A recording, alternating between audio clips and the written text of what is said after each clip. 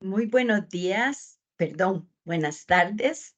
Es que estoy haciendo la grabación ahora que es de día. Así que mis disculpas por decir buenos días. Hoy tenemos una clase que va a estar dividida, creo que en tres partes. Dependiendo del tema que vamos a analizar, pues quisiera hacerlo en tres partes distintas para que no tengan que verlo todo de una sola vez. Eh, Quisiera agradecer la gentileza de ustedes de estar poniendo atención a este tema de gestión de residuos sólidos, que es un tema que afecta muchísimo a las municipalidades. Eh, en la clase anterior, nosotros lo que vimos fue la definición de residuos, vimos algunos tipos de residuos, los ordinarios, los peligrosos, y los residuos especiales. Hoy vamos a ver otro tipo de residuos y vamos a retomar el tema de residuos especiales. Eh, Estamos con el tema vimos el tema de la jerarquización de los residuos. Estoy poniendo aquí el cronómetro para ajustarme a no más de 20 minutos para esta primera parte, ya que no puedo ver el tiempo en mi computadora.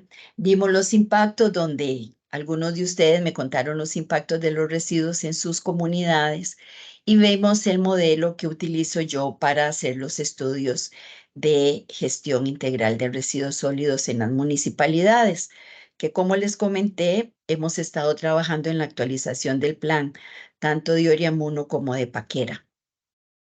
Hoy vamos a ver el tratamiento, tanto tratamientos biológicos, que ya tocamos un poquitito en la clase anterior. Vamos a entrar un poco más a nivel de detalle en lo que son los tratamientos térmicos o las transformaciones térmicas. Conversaremos sobre el tema del reciclaje y los grandes retos que hay para el reciclaje en el mundo y conversaremos sobre otros tipos de residuos. En cuanto a transformaciones biológicas, habíamos visto la semana anterior, en la clase anterior, habíamos indicado que es la transformación de la materia orgánica de los residuos utilizando microorganismos para obtener un producto final que es estable, que le llamamos compost, que es muy mal llamado abono, es mejor llamado un mejorador de suelos y que si estamos en presencia de oxígeno, pues a esto le llamamos compost, porque hay que darle tratamiento, hay que estarlo volteando y existen aparatos tan fáciles de voltear a nivel doméstico como es este verde que vemos acá en la parte de abajo, pero a nivel centralizado como lo vemos aquí en hileras, pero también tenemos el tratamiento biológico sin oxígeno, en donde es una degradación anaeróbica con otro tipo de microorganismos y donde lo que obtenemos es el biogás. Sustratos múltiples, el sustrato es esa biomasa o esa cantidad de materiales que son los que vamos a poner a degradar por microorganismos. En el caso de sustratos municipales, tenemos la fracción orgánica de los residuos y también se está utilizando el tema de los excrementos humanos que están siendo composteados muchas veces junto con las fracciones orgánicas, de tal manera que podemos obtener un biogás de muy buena calidad o un compostaje de buena calidad. De la agricultura podemos traer la excreta de los animales, la gallinaza, la cerdaza, la boñiga, cultivos energéticos, como pasa con la caña de azúcar, a manera de ejemplo, biomasa de algas o residuos agroindustriales. Y de la industria, por supuesto, tenemos residuos de mataderos, residuos de procesamiento de alimentos, residuos bioquímicos, y si tuviéramos empresas de pulpa y papel, pues tendríamos residuos de pulpa y papel. Uno de los grandes que tenemos en el mundo en este momento y que quiero traer aquí, ya que estamos analizando residuos, impactos en el ambiente, es el tema del desperdicio de alimentos, en donde es un factor que ha sido muy subestimado a nivel global, que ha sido subestimado en todos los análisis de calentamiento global. Y lo que se indica por ahí es que desde un 25 a un 30% de todos los alimentos producidos en el mundo se desperdician o se desechan al año. Esto ha ido en aumento desde el año 1970, donde tenemos un aumento hasta de un 40%, probablemente debido a las mejoras los ingresos per cápita en grandes países con gran población, como es en la India, la China, Indonesia, que son poblaciones muy grandes que han tenido un mejoramiento en la economía de su país y por supuesto al haber un mejoramiento en la economía, pues hay un ingreso global y esto hace que aumente el consumo y esta pérdida cuesta casi $1 billón cada año. Lo más interesante es que, bueno, eh, no es lo más interesante. Hay un desperdicio distinto entre los países ricos y los países en vías de desarrollo, donde se dice que los países ricos botan hasta 222 millones de toneladas por año, mientras que en los países menos de menor ingreso, como pasa en África o Asia, va de 6 a 11 kilogramos por persona, siendo en Europa o en América del Norte de 95 a 115 kilogramos. Y el desperdicio de los países ricos es aproximadamente la producción anual en la parte de África negra. Y por supuesto que se considera que ese desperdicio, a pesar de que ahí se habla de 222 millones de toneladas por año, convirtiendo esas toneladas por año en en dinero, son aproximadamente 700.000 millones de dólares. Y eso es una producción que degrada la tierra, que hace emisiones de gases de efecto invernadero, se cortan muchos bosques para poder producir con agricultura, se incrementan los precios al haber menor cantidad de alimentos disponibles, se incrementan los precios. Muchos utilizan irrigación, por lo cual hay escasez de agua, hay pérdida en la biodiversidad y también en todo lo que tiene que ver pantanos y lugares donde hay agua junto con, eh, digamos, con vegetación, que se me acaba de olvidar, wetlands. Perdón, pero pantanos es un tipo de wetland. Eso es lo que me gustaría pues compartir con ustedes desde el punto de vista de residuos orgánicos. Ya habíamos visto eh, lombricultura, habíamos visto un poco de lo que era compostaje a nivel domiciliar, pero me faltaba hablar sobre el biogás y sobre este tema de la pérdida de alimentos en el mundo que quería compartir con ustedes. Tratamientos térmicos. Es muy interesante lo que pasa con el tema de tratamientos térmicos porque muchas municipalidades lo ven como una gran solución al problema que se tiene de los rellenos sanitarios.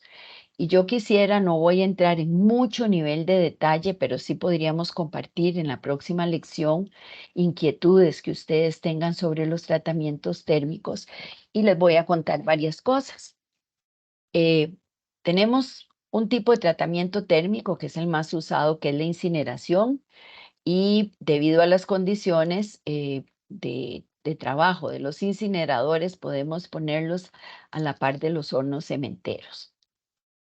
Tenemos otro tipo que es el de gasificación con condiciones distintas a la incineración y tenemos gasificación por plasma, similar a él, pero siendo un poco distinto y ya vamos a ver cuál es la diferencia.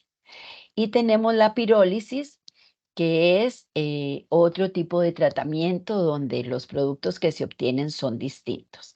Entonces, lo que tenemos que darnos cuenta acá es que hay varios tipos de tratamientos térmicos, no hay uno solo, y cada uno de ellos con condiciones y características distintas, tanto de los materiales que entran para a la parte térmica para ser degradados o transformados térmicamente, así como los productos que se obtienen.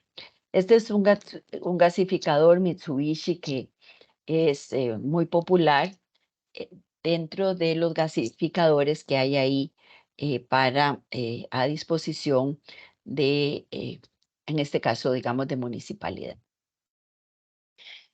Primero, a manera de generalidad, los tratamientos térmicos que convierten los residuos pueden ser en gases, líquidos y otros en sólidos con emisión de energía y forma de calor.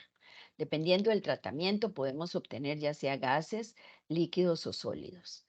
Son una solución, por supuesto, a los residuos que no se pueden reutilizar ni reciclar. Vean lo que digo. Tratemos de reciclar, tratemos de eliminar los materiales del tratamiento térmico que puedan ser reciclados, porque entonces estamos produciendo un nuevo producto, valga la redundancia, a partir de los residuos. Entonces, es una solución a esos residuos que no se pueden reutilizar ni reciclar de manera amigable con el ambiente y amigable también al bolsillo. Y estos tratamientos reducen el volumen, reducen la masa y reducen también los componentes peligrosos de los residuos y poseen la capacidad de generar energía térmica y eléctrica. Entonces, en muchos países, este tipo de tratamientos lo que hacen es contribuir con la producción eléctrica y en otros casos, la energía térmica es utilizada, como ya lo vamos a analizar en algunos de ellos. Existen desde hace muchos años el primer incinerador desde 1874 que fue construido en Inglaterra. 12 años después se construyó la primera planta industrial con un incinerador en Alemania. En 1885, Estados Unidos desarrolla su primer horno incinerador y en Canadá apareció hasta 1906. A inicio del siglo XX, el proceso más utilizado eh, fue el tratamiento, fue cada vez más utilizado para el tratamiento de desechos sólidos urbanos, principalmente el de residuos peligrosos, y al final de los años 20, Inglaterra disponía de más de 200 plantas incineradoras y otros países de Europa tenían 100 y en Estados Unidos existían 200 plantas más operando. Entonces, si nos damos cuenta, el desarrollo de los tratamientos térmicos fue principalmente en los países desarrollados, en los países que podemos llamar del norte. Pero también podemos recordar que la gasificación es un proceso, específicamente es un tratamiento térmico que fue descubierto en 1699 por Dean Clayton. Y en el siglo XIX se empezó a gasificar carbón en fábricas para utilizarlo con fines de iluminación y por eso la gasificación se le llamaba el gas de la ciudad. En 1812 existió la primera planta gasificadora en Londres y en la Segunda Guerra Mundial fueron mejorados en Alemania. Y en los 70 y en los 80 se fomentó el desarrollo de estas tecnologías de gasificación del carbón para usarlo como combustible. En el año 2000 la gasificación se utilizó principalmente en Japón, mientras que en Europa y Norteamérica el uso de ellos o el éxito ha sido limitado. Y para traerlo a Costa Rica, pues en Costa Rica, Cope Guanacaste está en proceso de establecer la primera planta gasificadora de todo Centroamérica. Gasificación, para que tengamos claro, no incineración. Información varia sobre tratamientos térmicos a manera general. Se necesita una elevada inversión, ya que son equipos muy caros, con altos costos operativos y de mantenimiento. El mantenimiento preventivo y correctivo es muy caro. Se necesitan operarios especializados y el costo de un tratamiento a través de una empresa pequeña, el costo de la maquinaria eh, en un sistema pequeño es de 50 millones para una comunidad pequeña y puede superar los 100 millones en una más grande. Entonces, si nosotros nos ponemos a pensar cuánto cuesta el tratamiento de una tonelada de residuos a través del relleno sanitario, cuánto les cuesta a sus municipalidades tener un tratamiento relleno sanitario. Sé que, por ejemplo, en algunos casos está al orden de 17,000 por tonelada, en otros casos 36.000, pero una planta mediana de 90.000 toneladas por año tiene un costo de $80 por tonelada, mientras que en Estados Unidos llega hasta $90. Entonces nos damos cuenta que se incrementa el costo. ¿Quién pagará esos costos? Tiene la capacidad de pago las municipalidades, tiene la capacidad de pago y aquí hay que pensar en cómo anda la morosidad en el caso de sus municipalidades. Y se habla de generación de energía. Bueno, si nosotros pensamos en nuestro país que genera energía por medio del agua, ¿cuál será más barato? Tenemos suficiente capacidad instalada. Entonces, bueno, yo le preguntaba a Cope Guanacaste, ¿será que van a vender esta energía más barata que la energía que se produce con el agua? Claro, es muy útil en momentos de escasez de agua, pero la generación de energía tal vez es menor que la que se ahorra cuando se reciclan esos residuos. Eso es lo que indicaba la EPA en el año 2012. ¿Cuáles son las ventajas? Hay una gran reducción de la masa y el volumen, se destruyen contaminantes orgánicos, tales como los hidrocarburos halogenados, que son muy tóxicos, son cancerígenos. Hay gran ahorro de tierra destinada para rellenos sanitarios, se obtiene la concentración o la inmovilización de contaminantes inorgánicos, porque a la hora de darle un tratamiento térmico, pues obtenemos unas cenizas que se concentran, pueden ser aprovechados o pueden ser correctamente dispuestos en celdas especiales.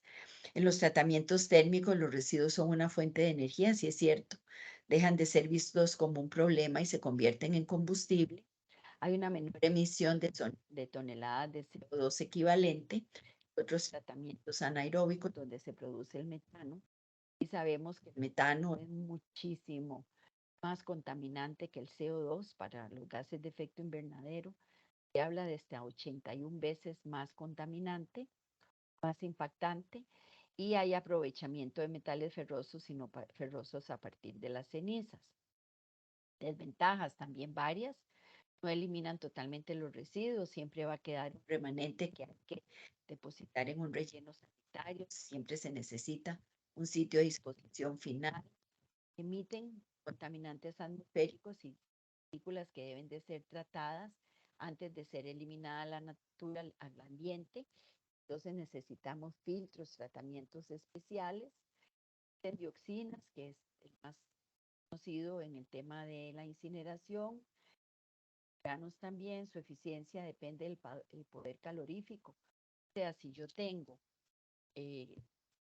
tratamiento con gran cantidad de material orgánico muy elevado, pues el poder calórico es muchísimo menor que si lo único que tengo es material combustible. En algunos casos, si vamos a meter al horno, tiene gran cantidad de material orgánico, es la composición de nuestros residuos, un 50, 60, 70% de residuos orgánicos, es como tratar de quemar agua, por lo cual tenemos que aportarle energía para secarlo para después poder combustionarlo.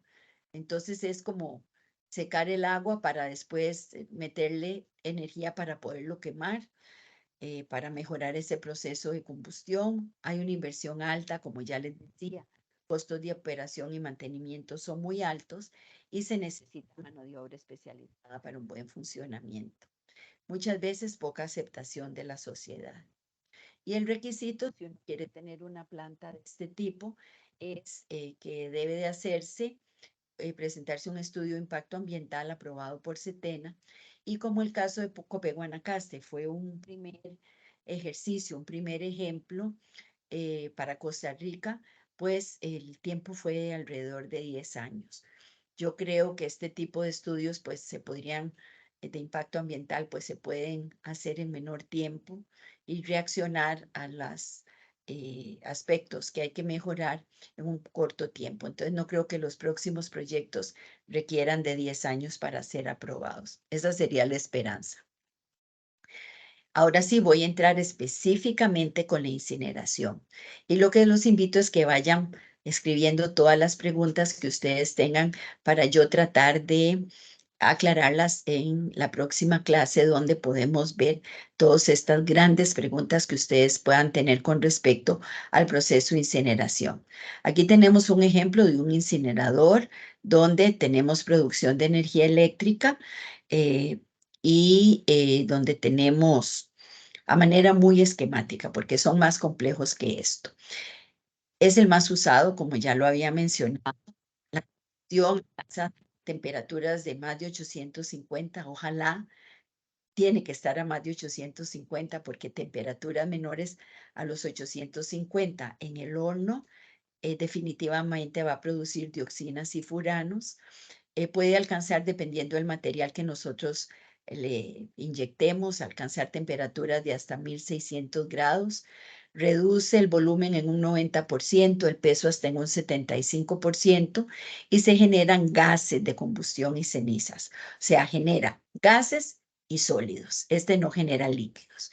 Y el calor de los gases de salida se puede utilizar para calentar agua, para generación de vapor o para usos industriales o para generar energía eléctrica. Yo he conocido varios incineradores y el incinerador de Rotterdam, que no sé si todavía existe porque Rotterdam estaba tratando de ser una ciudad 100% de economía circular, entonces estaban eliminando el incinerador para otras formas de recuperación de los materiales para que fueran reciclados y se trabajaba mucho a través de la prevención, pero en el caso de ellos, la energía eléctrica que generaban se la daban a la ciudad de Rotterdam y el vapor caliente lo utilizaban para calentar agua que entraba a uso industrial o para usos en las casas de habitación donde se utilizaba para el calentamiento, para la calefacción. Entonces, pues dependiendo de las necesidades de la comunidad donde se encuentra, estos remanentes del proceso pueden ser utilizados. Los hornos cementeros utilizan como combustible primario el carbón, el búnker, el gas natural, pero además utilizan materiales de alto contenido calórico.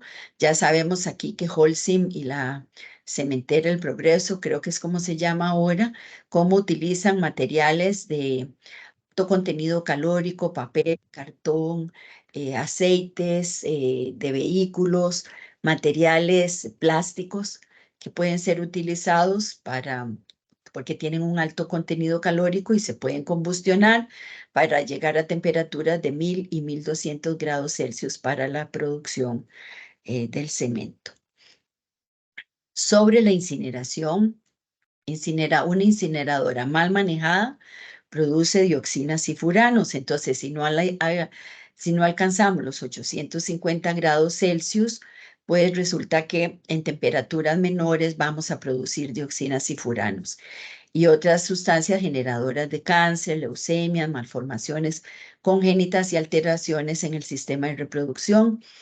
Han habido accidentes en donde el tratamiento de los gases de salida no han estado eficientemente, eh, no han trabajado eficientemente, o chimeneas no han atrapado estas dioxinas y furanos. Hay un ejemplo, hay varios ejemplos, uno de ellos en Holanda, donde las dioxinas y furanos, estas partículas cayeron, donde las vacas se alimentaban y la leche salía con dioxinas y furanos.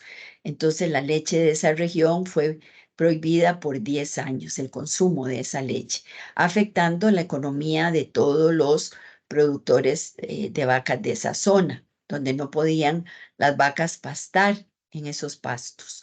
Eh, eh, yo visité un incinerador con 3 hornos incineradores en Nueva Delhi y las temperaturas, la más alta llegaba a 775, lo que había una de 695, uno de los hornos, y el otro de 725 creo que era también, por lo que la producción de dioxinas y furanos es muy alta. Y las dioxinas y furanos se producen cuando nosotros tenemos material orgánico en presencia de cloro. Y la sal, por ejemplo, tiene cloro. Y hay muchos alimentos que poseen dentro de su composición cloro. Entonces el PVC, por ejemplo, tiene cloruros.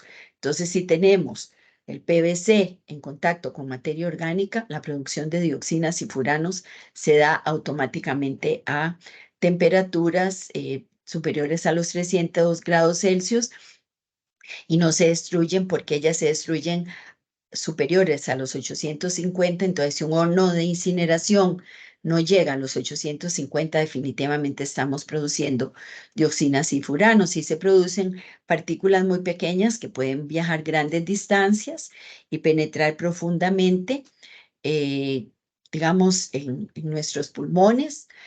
Provocan mortalidad por enfermedades relacionadas con el corazón, vasculares, por cáncer y muchas de ellas, las más pequeñas y las más grandes, pueden ser atrapadas por la nariz y en la garganta y pueden permanecer ahí hasta 5 años. Los pulmones retienen hasta 50% de las partículas finas y en Europa hay legislación para partículas grandes, pero no para las pequeñas, porque las pequeñas se escapan de los filtros. Además, la incineración echa a perder todo lo andado en lo que hemos trabajado en recuperación para el reciclaje, ya que se necesita plásticos, papel, cartón, inclusive eh, aceites, lubricantes usados. Ahorita se están produciendo biodiesel. Entonces, en realidad echa a perder todo lo andado para el reciclaje. Y ejemplos procedentes de todo el mundo prueban que los programas de separación, compostaje, reutilización y reciclaje pueden reducir los flujos de residuos a niveles que hacen innecesaria la incineración. Holanda es un ejemplo de esto. Es más costoso económicamente y ambientalmente que otras formas de tratamiento, ya lo había comentado, y recuperar para el reciclaje puede producir hasta 10 veces más trabajos que con simplemente quemarla. Voy a parar acá para dar un recreíto, el recreíto que ustedes quieran, y ya continuamos con la clase en 10 minutitos.